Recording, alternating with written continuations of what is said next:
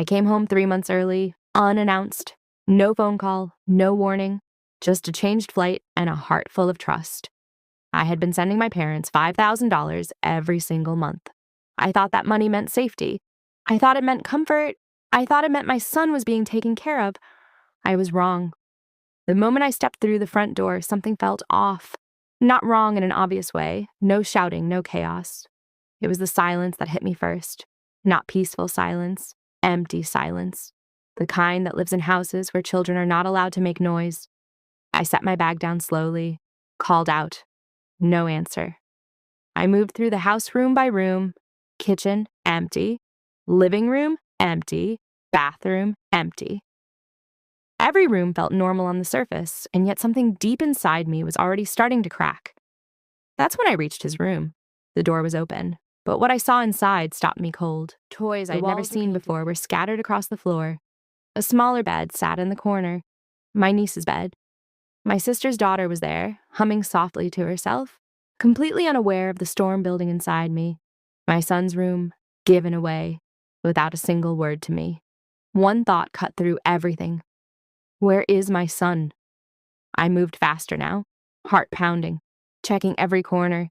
And then, at the back of the house, down the hallway past the laundry room, I heard something. A faint sound, like breathing. There was a small storage room. The door was slightly open. I pushed it, and I found him. My son, my child, was curled up on the floor, sweating, shivering. His small face flushed deep red with fever. Beside him was a paper plate, cold rice, dried at the edges, untouched, like whoever left it there didn't even care whether he ate. He whispered when he saw me.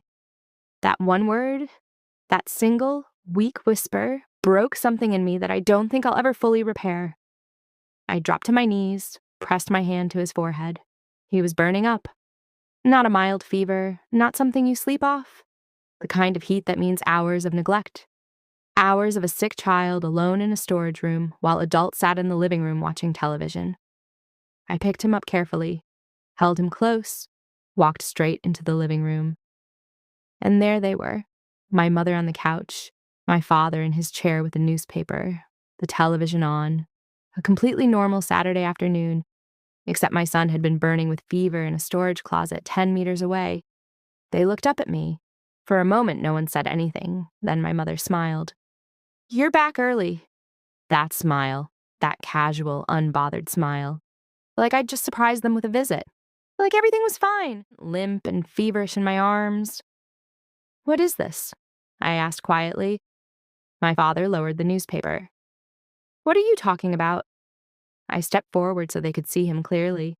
His pale face, the sweat on his forehead, the way he barely had the strength to hold on to me.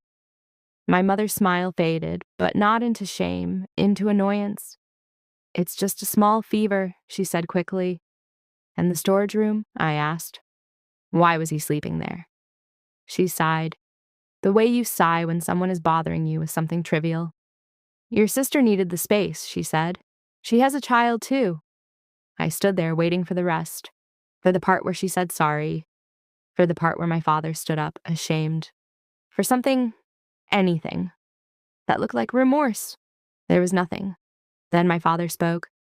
"You're overreacting. He's fine." And in that moment, something inside me went not angry, not sad, just clear, because I finally understood. They hadn't made a mistake. They had made a choice. And in that choice, they had chosen my sister's comfort over my son's safety. They had taken the money I sent every month and used it to build a life that had no real place in it for my child. I didn't argue. There was no point. People who can look at a sick child, alone in a storage room, untouched food beside him, and still defend their choices aren't waiting to be corrected. They've already decided they are right. So I adjusted my grip on my son, walked to the front door, and didn't look back. "Where are you going?" my mother called out. "To fix this," I said. Those were the last words I spoke to them that day. I drove straight to the hospital. By the time we arrived, my son was barely responsive. The doctor said his fever high, not just for an hour, not just for 2, for hours. The doctor used the word dangerous. Then he looked at me with an expression I'll never forget. The look doctors give when they're too professional to say what they're really thinking. I stayed beside my son the entire night, watching every monitor, listening to every breath, counting the seconds between each rise and fall of his chest, terrified that if I looked away even once, something would slip. And while he slept, while those machines beeped steadily in the dark, I made quiet phone calls. Not emotional ones, not desperate ones, precise ones. What my parents didn't understand, and what they had clearly never stopped to think about, was the scale of what I had given them. The $5,000 a month was never just pocket money. It was everything. The mortgage on that house, paid from my account, the electricity, the water, the gas, all auto-deducted from my bank. My nephew's school fees, insurance, car expenses. Every single month, silently, I had made their entire life possible. I had never made a show of it, never held it over them, because that is what I believed family meant. You give quietly, without keeping score, because you trust the people you love to honor that trust. But trust is not the same as blindness. By morning, everything was already in motion, account access reviewed, automatic payments canceled, cards restricted, not loudly, not dramatically, just precisely, cleanly, completely. Because when people mistake your generosity for obligation, sometimes the only way to correct them is to let them feel what the world looks like without it. The first call came 2 days later.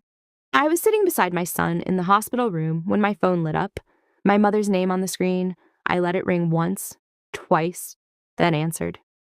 "What did you do?" she demanded immediately. No asking how her grandson was doing, just panic, sharp and immediate, because the electricity was out. The card wasn't working, the bank was showing an issue. "I know," I said. Silence. "Fix it," she snapped. I glanced at my son. He was sleeping peacefully now, the fever finally gone. His face relaxed in a way it hadn't been in. I didn't know how long, maybe months. "No," I said, just that one word. "You can't just cut us off. We raised you," she shouted. "And I supported you," I replied, still calmly, "for years." "That was your responsibility," she snapped. "No," I said softly. "It was my choice, and I'm choosing differently now." More silence, heavier this time. "What about your sister?" she added quickly.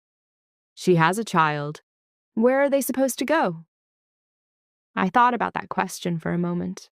I thought about the pink walls, the toys on the floor, the little bed in the corner, and then I thought about a storage room, cold rice, a paper plate, a sick little boy who whispered "Mom" like he had been waiting to say it for a very long time. "They'll figure it out," I said, and I ended the call. My son was discharged 3 days later. By then, I had already signed the lease on a small apartment.